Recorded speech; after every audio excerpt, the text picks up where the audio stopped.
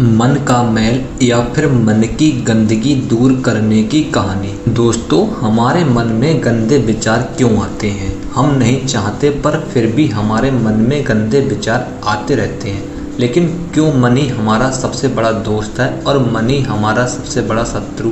जब हम अपने मन के हिसाब से चलते हैं तो मन हमें भटका देता है, और जब हम मन को संतुलित कर लेते हैं तो हम अपनी ज़िंदगी में सब कुछ पा लेते हैं। हम हमारे मन में आने वाले गंदे विचारों को रोकने की कोशिश करते हैं, पर जितना हम रोकते हैं उतने ये विचार हमारे अंदर प्रवेश करते जाते हैं। आप जिस चीज़ से जितना दूर भागोगे उतनी ही वह चीज़ आपको अपने पास लेगी। इसलिए उस चीज़ को भागो मत, बल्कि उसे संतुलित काम करो।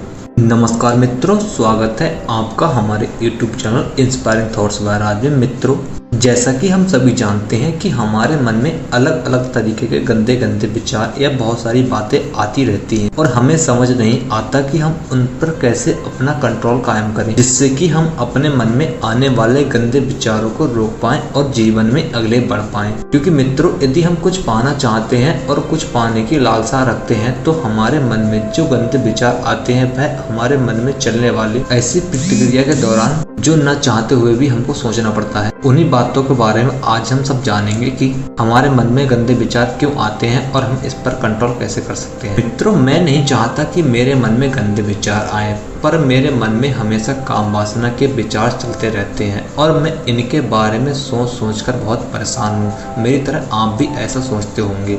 मेरी ऊर्जा और समय ये सब सोचने में ही नष्ट हो जाता है, और इन सब के विचारों की वजह से मैं कभी भी शांत नहीं रह पाता, और मैं हमेशा ही स्त्री को देखकर मोहित हो जाता हूँ, अपने आप को रोक नहीं पाता हूँ। बुद्ध मुस्कुराए और उन्होंने उस युवक से पूछा, क्या तुम्हें पता है ये काम वासना होती क्या है? फिर लड़के ने उत्तर दिया और कहा, बुद्ध, ये तो नहीं जानता कि काम वासना होती क्या है, पर हाँ ये जो भी है बहुत बुरी चीज़ है। फिर बुद्ध ने उस युवक से कहा कि सबसे पहले तो तुम ये समझना है कि प्रकृति के रूप से जो भी चीज़ हमारे अंदर है वह बुरी नहीं है। हमारे जीवन में उसकी कुछ ना कुछ ज़रूरत है।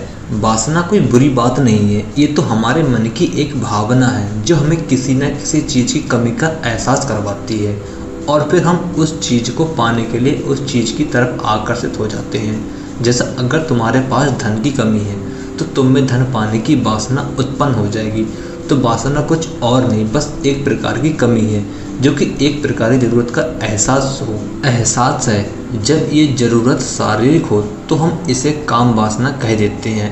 युवक ने गौतम बुद्ध से कहा कि बुद्ध, मुझे काम वासना का मतलब तो समझ आ गया, पर आप मुझे ये बताइए कि ये आती कहाँ से है? ये सुनकर गौतम बुद्ध ने कहा कि काम वासना कहीं से आती नहीं है, ये तो हमारे अंदर ही होती है, और इसका होना तो जरूरी भी है, तभी तो मानव जाति का विस्तार होगा। युवक ने कहा, जब ये हमारे अंदर ही है और ज़रूरी भी है तो फिर लोग इसे गलत क्यों बोलते हैं? बुद्ध ने कहा कि यही तो समस्या है, लोगों ने काम वासना को गलत तरीके से सोच लिया है, इसे छिपाने और दबाने की कोशिश करते हैं। काम वासना गलत नहीं है, बल्कि काम वासना का गलत तरीके से प्रयोग करना गलत बात है। लोग जिससे प्रेम करते हैं बस उसी के लिए जीने लग जाते हैं, उसे पाना ही अपना लक्ष्य बना लेते हैं और उसी के बारे में हमेशा सोचते रहते हैं, पर ये सब गलत है। बुद्ध ने युवक से कहा कि क्या तुम्हें पता है जानवरों में भी काम वासना होती है कि वे पीढ़ी को आगे बढ़ाएं? बुद्ध ने कहा, तो फिर हम जानवरों की काम वासना को गलत क्यों नहीं कहते? युवक ने कहा, मुझे नहीं पता महात्मा, आप ही मुझे बताइए।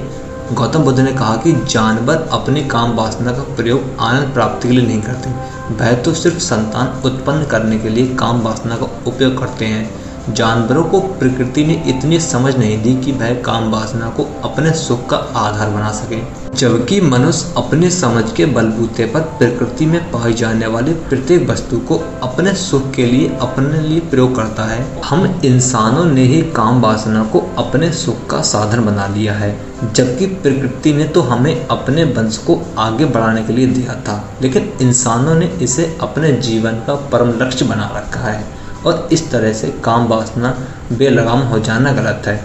युवक ने महात्मा जी से पूछा, ये काम वासना हम पर हावी क्यों होती है, क्यों ये बेलगाम हो जाती है? तब गौतम बुद्ध ने कहा कि सुनो, अब जो मैं तुम्हें बताऊंगा उसे तुम ध्यानपूर्वक सुनना। काम वासना का सारा खेल तुम्हें समझ आ जाएगा, तुम्हें तुम्हारे सारे सवालों का जवाब मिल जाएगा। बस तुम्हें ध्यान से सुनकर समझना है। फिर गौतम बुद्ध युवक को बताना शुरू करते हैं कि एक बार की बात है, एक आश्रम में गुरु और उनके शिष्य रहा करते थे, जिससे रोजाना आश्रम के बाहर स्थित गांव में भिक्षा लेने के लिए जाते थे। उस आश्रम का एक शिष्य जिस गांव में भिक्षा लेने जाता था, उसे रास्ते में एक नदी पड़ती थी, जिससे रोज उसी रास्ते से भिक्षा लेने जाना था। एक दिन उसने देखा कि एक लड़का पेड़ के पीछे छिपा है। वह उस लड़के के पास गया और उससे जाकर बोला, भाई तुम इस पेड़ के पीछे छिपकर क्या देख रहे हो? लड़के ने कहा, अरे तुझे नहीं दिख रहा कि क्या मैं देख रहा हूँ? तब साज नदी की तरफ देखा तो वहाँ पर कुछ लड़कियाँ पानी भर रही थी। वो लड़कियाँ 14 से 15 साल की होंगी। तब से उस लड़के से कहा, और भाई वहाँ पर तो लड़कियाँ पानी भर रही हैं, इसमें छिपकर देखने की क्या बात है? तब वो लड़का शिष्य की तरफ देखकर उससे कहता है, अरे पागल, तुम्हें दिखाई नहीं दे रहा कि क्या कैसे यह परियां नदी से पानी निकाल रही हैं? जरा उनकी तरफ तो देखो और उनकी तरफ देखकर ये अंदाजा लगाओ कि मानो उनके ऊपर सुंदरता बिखरी पड़ी हो। शिष्य ने फिर नदी की तरफ देखा और देखता ही चला गया, पर उसे कुछ भी नजर नहीं आया और वह बिल्कुल निर्भय था। उसे किसी भी बात का कोई डर नहीं था। लेकिन अब वो छिपने लगा और उन लड़कियों को देखने लगा जैसे उसने कोई अपराध कर दिया हो। और जब वो छिपकर उन लड़कियों को देख रहा था, तभी वो अचानक अंदर से कांप गया। उसने कहा कि ये मैं क्या कर रहा हूँ? मैं जो कर रहा हूँ वो सही नहीं है, मुझे यहाँ से चले जाना चाहिए। और फिर वह जल्दी से वहां से चला गया। वो आश्रम पहुंच जाता है। आश्रम जाकर वो अपने कार्यों में लग गया, लेकिन जो अभी वह देखकर आया था वही उसकी आंखों के सामने बार बार नजर आ रहा था। उसके मन में वही दृश्य चल रहा था। उसका मन वही सब कुछ देखने को ललचा रहा था। उसका किसी भी कार्य में मन नहीं लग रहा था। सुबह होते ही वह रोज जल्दी ही भिक्षा के लिए आश्रम से निकल जाता और उस नदी के पास वाले पेड़ के पास जाता, जहाँ पर वह लड़का पहले से मौजूद रहता था। उसके साथ मिलकर लड़कियों को छुप छुप कर देखा करता था। अब वह ऐसा रोज करने लगा। ये उसके रोज का काम हो गया। अब उसे शिष्य का मन किसी भी काम में नहीं लगता था। वो हमेशा ही किसी न किसी प्रकार के विचार में उलझा रहता था। वो आश्रम के कार्यों को भी ठीक ढंग से नहीं कर पा रहा था। ना वह ठीक से सो पाता था और ना ही ठीक से खाना खा पाता था। उसका मन बेचैन सा रहता था। उसका मन बार बार उन लड़कियों के सौंदर्य को देखने की ललाहित करता था। जब गुरु भिक्षा देते थे तब भी उसका मन कहीं और विचारों में खोया रहता था। गुरु ने अपने शिष्य की इन हरकतों को भांप लिया और तब एक दिन गुरु ने शिष्य को अपने पास बुलाया और कहा कि आज से मैं भी तुम्हारे साथ भिक्षा मांगने चलूंगा। तब और मैं साथ साथ भिक्षा मांगने चलेंगे। तभी शिष्य ने गुरु को मना करते हुए बोला, नहीं गुरुदेव, आप परेशान क्यों हो रहे हैं? मैं अकेले ही ठीक से भिक्षा मांग सकता हूँ। गुरु ने शिष्य से कहा कि ठीक है, तुम अकेले ही भिक्षा मांगने जाओ, जिससे तुरंत वहां से भिक्षा मांग के और चले आना। शिष्य वहां से भिक्षा मांग के निकल गया और शिष्य के वहां से जाने के बाद गुरुदेव भी आश्रम से निकल गए और शिष्य के पीछा करते हुए उस जगह तक पहुंच गए जहाँ पे शिष्य रोज खड़ा होकर लड़कियों को देखा करता था। गुरुदेव उस समय वहां से लौटकर चले आए और बाद में उन्होंने अपने शिष्य को अपने पास बुलाया और उससे कहा, हे शिष्य, तुम जो कर रहे हो वह तुम गलत कर रहे हो, तुम्हें ऐसा नहीं करना चाहिए। तब शिष्य ने कहा कि ऐसा करने की हम लालसा ना भी करें तो भी हमारे मन में यही विचार चलते रहते हैं। और तब ये सब बातें सुनकर महात्मा जी ने कहा कि मानते हैं तुम्हारे मन में ये सारे गंदे विचार आते रहते हैं और जितना तुम इनको भुलाने की कोशिश करते हो उतना ही तुम्हारे मन में ऐसे विचार बार बार आते रहते हैं। लेकिन तुम इस बात को समझो कि हमें किसी भी चीज को रोकना नहीं है, बस हमें हमेशा संतुलन बना रखना है। जैसे कि कम पानी से भी पौधे नष्ट हो जाते हैं और ज्यादा पानी से भी पौधे नष्ट हो जाते हैं। हमारा जीवन संतुलन से ही चलता है। गुरु ने शिष्य से कहा कि अगर मैं तुम्हें कुछ कहूँ तो तुम इसको बुरा मानोगे, लेकिन यदि तुम उसको एक सही दिशा में संतुलन बनाओगे तो वह आपको सही लगे। इसलिए हमारे अंदर जो भी भावना उत्पन्न होती है हमें उन्हें कभी भी दबाने की कोशिश नहीं करनी चाहिए। फिर गुरु ने शिष्य को बताते हुए कहा कि हमारे मन में जो भी गंदे विचार या बुरे लोगों की जो भी संगति करने की वजह से जो भी विचार आते हैं, उन्हीं में से कई बार क्या होता है कि हमारे अंदर कामुकता हमारे अंदर होती ही नहीं है, लेकिन कुछ अश्लील लोगों के साथ रहने की वजह से ये हमारे अंदर हावी हो जाती है।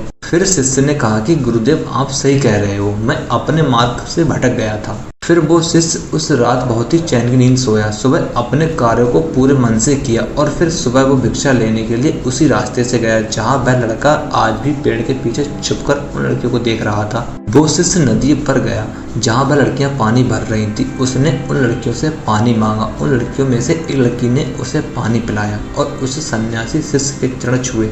शिष्य ने उसे आशीर्वाद दिया कि तुम्हारा कल्याण हो, जिससे मन का सकारात्मक ऊर्जा से भर गया।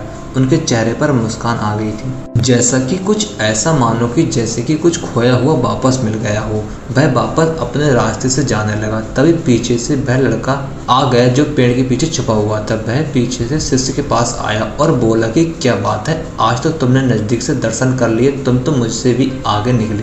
तब शिष्य ने कहा कि हम हमेशा दूसरों के दर्शन करने में व्यस्त रहते हैं, अपने दर्शन कर ही नहीं पाते। तुम कब तक इस पेड़ के पीछे छुपते रहोगे? किसी को पसंद कर लो और उससे बोल दो। अगर वो भी तुम्हें पसंद करती है तो शादी कर लो, और उससे पहले तुम कुछ बन जाओ। अपने आप को पहचान लो, ऐसे अपना समय बर्बाद मत करो। फिर वह लड़का रोज उससे मिलने लगा और उस लड़के ने नदी पर जाना छोड़ दिया। और फिर वो लड़का अपने जीवन में कुछ बनने के लिए संघर्ष करने लगा। तो तुमने देखा कि संगति का असर क्या होता है। अपनी संगति बदलो, अपने विचार बदलो।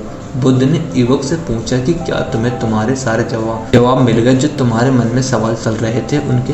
तब शिष्य ने कहा कि हाँ महात्मा जी, आपका बहुत बहुत धन्यवाद। तब गौतम बुद्ध ने युवक से कहा कि जब तुम्हारे मन में गंदे विचार आए तब आप अपने आप को दोषी मत मानो। यह शरीर है और ये सब इसमें ऐसा सब कुछ हजारों वर्षों से चलता आ रहा है कि केवल तुम्हारे सोच लेने से, शपथ लेने से ये टूटने वाला नहीं है। लेकिन तुम्हारे पास वो शक्ति है, वो ऊर्जा है जिसका तुम्हें संतुलन उपयोग करना है। तुम एक जीवित ऊर्जा हो जो कुछ भी अनुभव करने के लिए स्वतंत्र हो, जो निर्माण करने के लिए स्वतंत्र हो। इसलिए तुम अपने आप को पहचानो। यह बोलकर गौतम बुद्ध महान हो गए और वो युवक वहां से चला गया।